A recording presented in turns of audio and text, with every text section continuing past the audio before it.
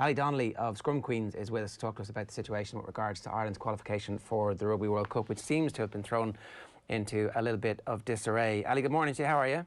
Morning, how are you? Very good, thanks here. So a lot of us are kind of catching up on where the qualification process is. The next Rugby World Cup is going to be in New Zealand, and a draw is about to be made, or it will be made relatively soon, for those World Cup groups, but Ireland aren't sure if they're going to be included in that draw because we haven't qualified yet.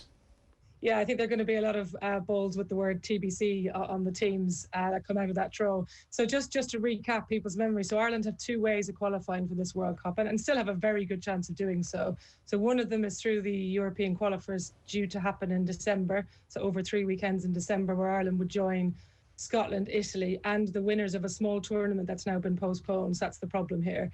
If they won that, they'd qualify directly and they'd all sorted. If they were runners-up, they'd go into another process, a kind of final qualification tournament next year.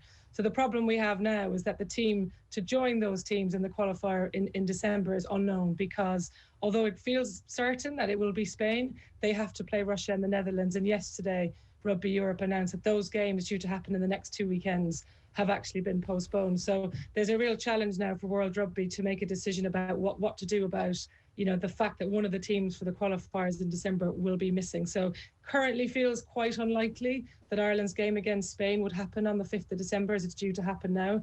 But you know, Rugby Europe, they're still trying to work out when they get these games on. So Ireland will have to go into these two Six Nations games not really knowing, I think, quite what will happen at the other side of the month. So we've got a couple of Six Nations games that were hangover essentially from the March fixtures being postponed as well. Yeah, so Ireland will play Italy and France in the next few weekends, and actually great preparation for them to play qualifiers if they happen. I mean, my instinct is the best way forward for World Rugby is to let the qualifiers happen without that team. So Scotland play Italy, for example, the first weekend in December in a Six Nations game, but it's also doubling up as a qualifier. So Ireland are likely to have games in December, it probably one less than they might have, and then we'll see what happens next year. So but quite exciting actually for Ireland coming into the weekend's game against Italy.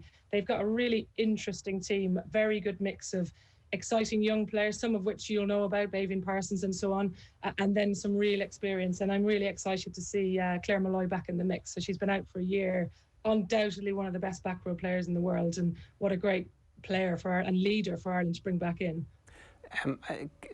Observers of what exactly has happened with the Irish women's team over the last number of years were concerned at various stages that the 15-a-side game hadn't been prioritised, that the route that the IRFU seemed to be going down was prioritising the sevens team.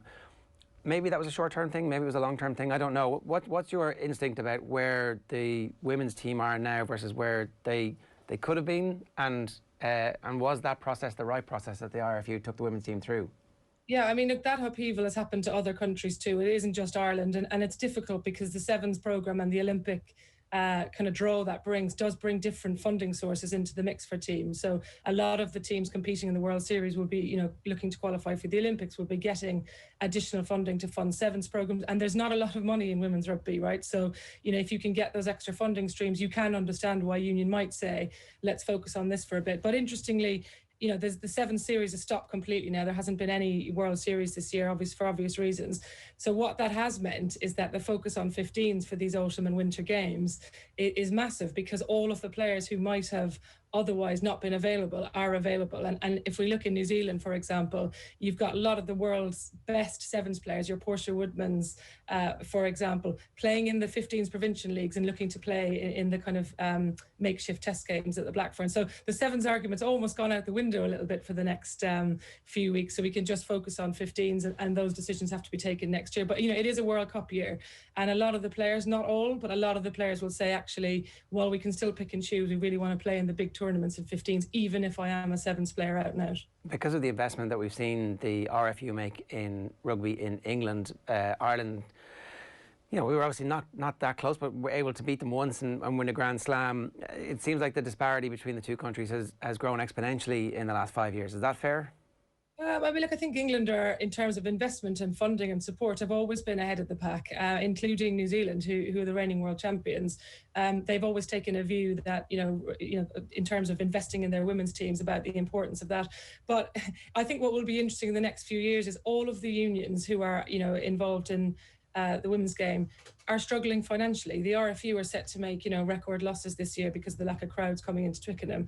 So in a strange way, the playing field might be levelled a bit. But I think, I'm based in London. What you see here is really significant acceleration in the club game. So the Premier 15s here now has its own sponsor. O2 announced yesterday that they were renewing their sponsorship with the RFU, but it would be 50-50 funding for the men's and women's teams. I mean, in a way, kind of remarkable even had to say that because it wasn't happening before.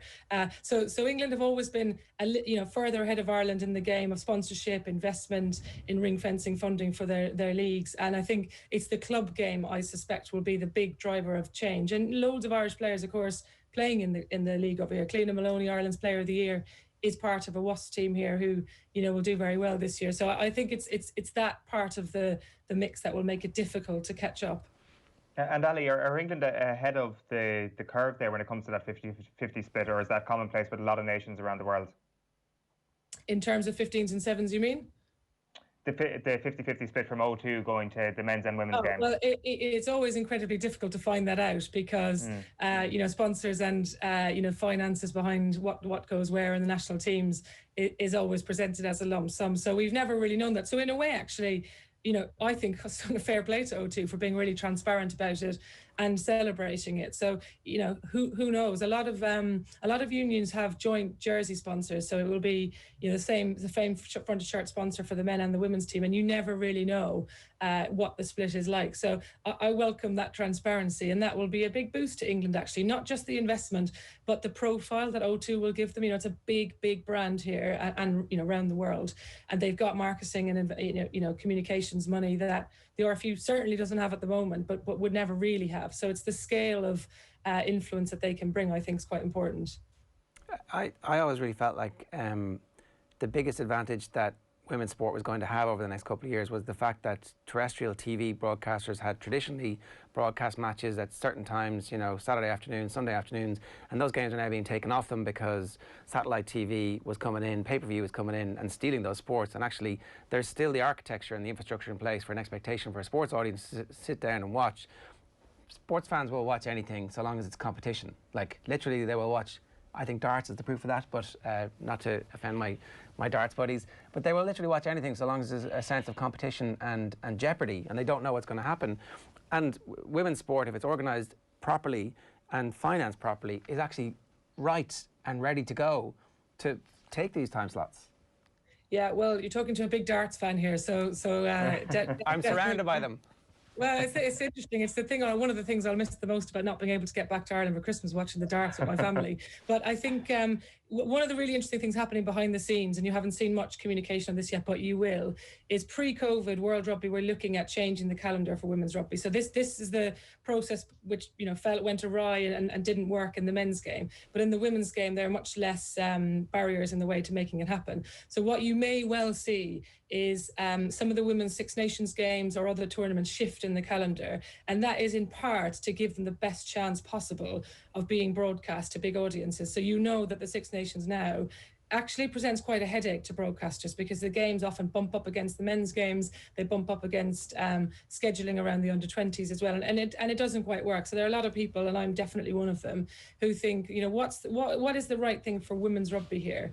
And so World Rugby are looking at that, and we could see a change. I mean, over here, I think one of the really positive things that's happened with women's sport generally in the last few months is the BBC and others have taken women's football, for example, onto terrestrial TV. So there are quite a lot of games now in the women's Super League, or they were in the FA Cup as well, that were shown on great slots in the afternoon at the weekends that they wouldn't normally have had, because there is opportunities on the schedules now where sport's not happening all the time, or where, for example, the BBC hasn't got as many programs to broadcast as it used to unless they play repeats because there was that lag in filming. So I think there are great opportunities, and I'm definitely one of the optimists when it comes to women's sport being able to build on the momentum pre-COVID and not sort of presenting a very negative view about what the impact the last 6 months will have happened. As somebody obviously who's been centrally involved on a career level and amateur playing participation level in sport, and as somebody who has been out of the country for the last while, what have you made? Today's the last day of the 20 by 20 campaign. It's the launch of their closing chapter, but it's essentially the last formal gig. Martina Navratilova is part of a panel discussion today, and the theme is what do we want to see for women in sport in Ireland into the future at the end of the 20 by 20 campaign, and to talk about the legacy of it. What have you made of it? And you know, as somebody who knows this country unbelievably well and has proximity to it, but has actually been just outside it for the last while. I think it's been hugely impressive, and actually it being outside does give you a perspective about how impressive it's been, because people talk about it here as well. So I'm involved in a campaign called This Girl Can, which is something that my organisation Sport England, who I work for, fund and run. And it's not dissimilar in terms of what it's trying to do. And I think what 20 by 20 has done is it's just created a narrative that is impossible to ignore. One, because it's been not short term, and it's been there banging the drum and having the conversation. And two, I think it has probably forced people like Sport Ireland and like the other, sporting NGBs who deliver sport to think a bit differently. And that's what you want, campaigns like that to do, to make people stop and think, actually, is what we're doing here right? Are we doing enough? And I think the answer is inevitably no when it comes to, the gender gap or when it comes to profile. And I think, it's what an amazing thing to get young girls talking about women's sport. When I was growing up, we talked about Sonia O'Sullivan. I'm from Cork, and that was kind of it. And that was inspirational enough. I see that she has been doing some interviews at home. I thought, she inspired me, a terrible runner, can I just say, but, but she was really inspiring. So I just think it's amazing for young girls to be able to have the conversation and see it on television. And Ireland is unique, right? So people are shocked here when I say that, for the finals of, the All-Ireland Camogie or football finals, 60,000 plus people might watch those games. People cannot believe that. So there's always been a basis for the conversation about women's sport to go to the next level in Ireland. And I think 2020 just took it and pushed it through a door. Yeah, I think that's the key thing, is that this has to be a rolling, and people need to continue to rally behind it. Otherwise, I actually think the genie's out of the bottle and it can't go back, because, as you said, it's forced people to ask fundamental questions about their own behaviour, about the language they use when they're talking about these sports. And, I think that once you wake up, you can't go back to sleep. That's certainly my hope with this.